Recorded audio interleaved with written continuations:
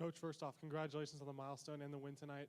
My question for you is, Tennessee won the rebound battle 38-17 tonight. After losing players like Dalton Connect and Jonas Adu, how has this team attacked the rebounding strategy to continue to rebound effectively? Well, it's a big part of what we talk about in our program. Defensively, I think tonight we got 45% of our misses, which is terrific, obviously. But it's a major emphasis in our program, and I think certainly people know that about us. And it's a compliment to the players because it's not an easy part of the game. It's something that takes determination and fight to do it, and knowing that the other team's trying to keep you from getting to the glass. They're trying to get to the glass, so it's concentration has a lot to do with it, and it really gets down to those one-on-one battles. And but it's important. You can't be a great defensive team if you can't finish it with a rebound, and you don't want to be a one-and-done offensive team either if you can help it. Okay. I thought he was, again, you look at his, everybody's going to say a double-double. I thought the most impressive stat on there was he had no turnovers. And I really, a lot of respect for Montana, really well-coached team. And I thought they really exploited our defense early. We didn't, I thought when we started scoring the ball, I felt like we weren't on edge as much on the defensive end, but I give them a lot of credit because they took advantage of our ball screen coverage different ways, and just a really, really extremely well-coached team. And it was a great, I mean, they were right there. I mean, obviously, second half, we had a terrific second half, but I mean, I was really impressed with them. What created in the second half, have you seen much of that from him in the preseason? I have. It's just when he starts going too crazy, where I thought tonight he saw the court. I thought that was a key in his difference in what he's been. I didn't think he forced anything really, maybe one drive, maybe, but I just thought he slowed down and he let his vision be a factor tonight, as opposed to just predetermining what he's going to do before he gets it, and what that means sometimes when he should shoot it. He was driving it when he should have driven it, or he should have shot it, all that. I mean, I just thought he slowed down, kind of rewired his brain a little bit where he played at the pace that he needs to play at. Coach, how much do you like your post rotation right now? I mean, it seems like you got a nice complement of guys that can all do a little different. Well, we got to get consistent there. That's the biggest key. We put the ball in there some, and we're losing it, and it's going to happen because there's just not a lot of room in there when people know you're trying to do that. And we've worked hard with our players trying to give them angles to catch it and get quick ups, as opposed to always having to spin, put it on the floor, whatever they feel they need to gather themselves. They've got to do that work early. But we need more from JP. He's capable of doing it. We need him to do it. Felix, I thought he and Z got back to where the lob was there for some, and they went and got that done. And Igor, as opposed to like standing in the corner, made a great back cut for a lob. Those kind of plays, we need those. But those four guys up front, we're counting on them. And two of them haven't played a lot, but based on, I told Cade I was disappointed in him tonight because I thought he made great strides against Louisville, but I didn't think he was nearly the factor tonight that I thought he would be, and we have high expectations for him, and so we need him to do it. But those four guys, we feel if they'll continue to improve, that we've got something there. Yeah, Rick, you referenced JP. What did he and Cam do well tonight, and what are kind of those next steps to where they can really elevate what you have from a depth perspective? Well, one of them, I just don't ever like fouling three-point shooters, and there's no reason for any of us to do that. As much as we talk about it, stress it, that's concentration. Tonight, we didn't do a great job with our post guys getting up to touch, and they do a terrific job of those handoffs going downhill. Like Money was, I mean, everybody knows he goes left, but we didn't stop him, and most of that was our post guys didn't get up, didn't help our guards, and he'd get going downhill, and he finished it. And But those details like that is getting up, understanding our coverage, staying in our coverage, and it's just, it all gets down to details. And that's where those, I would say all of our post guys, because we said it to one of them at some point in time all night, each one of them, taking care of the details to help our guards. Rick, when you were going through the recruiting process with Igor and, where he might play, and were there conversations about sort of what you saw in him as a player and what you thought he could add to his game, or what more was potentially there for him? Yeah, we talked about it, and again, one of the reasons that Zakai turned it over so much Saturday was nobody took any pressure off of him. They just kept it up to him, and Igor's a player that can do that. He can handle the ball, and which he has shown that.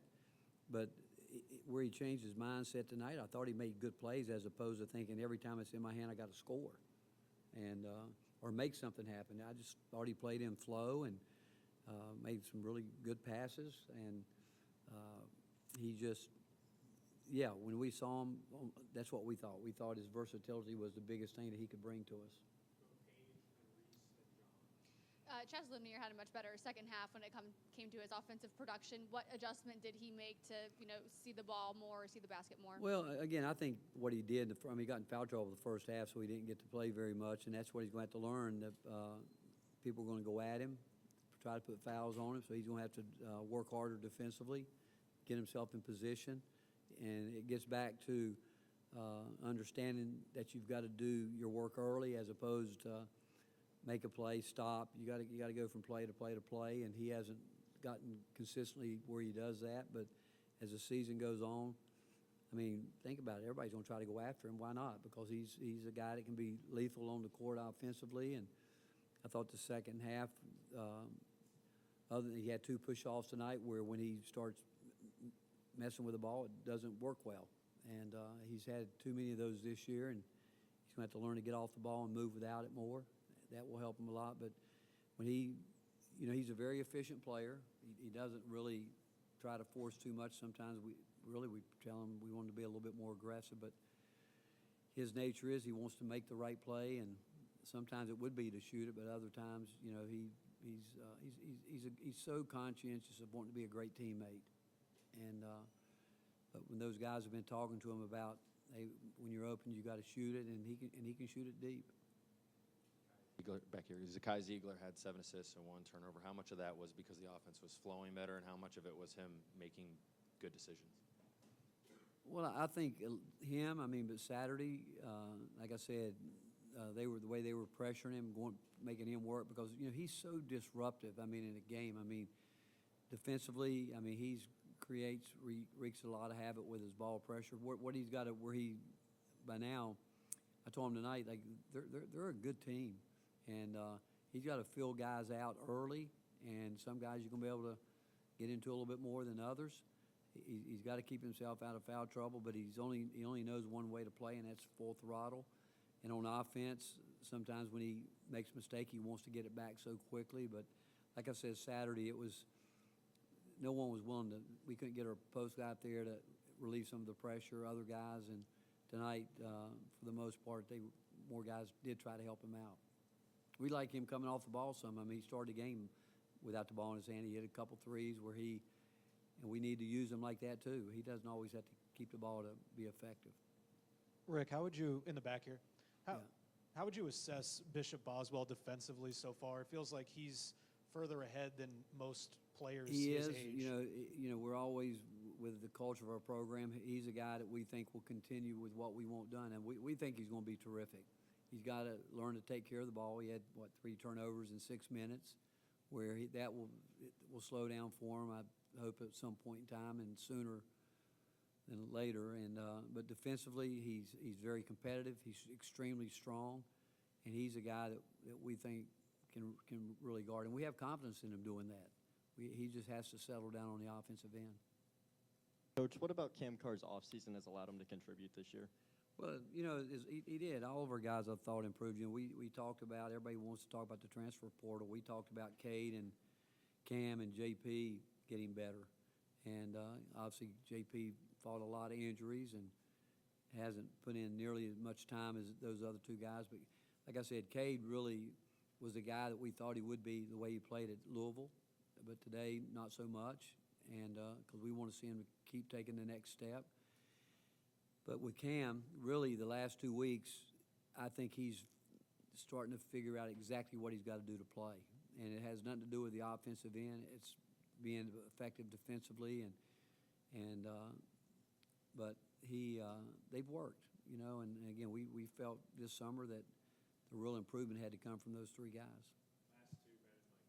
Rick, I was also going to ask you about Bishop. Those 4 minutes or so he played late in the first half, was that simply a byproduct of the foul trouble, or do you think he is somebody that can help you right now? He's further along than maybe you anticipated. I can tell you this: if he learns to take care of the ball, he will get minutes there because of he's tough, he's competitive, and he wants to do the right thing, but he's just got to slow down.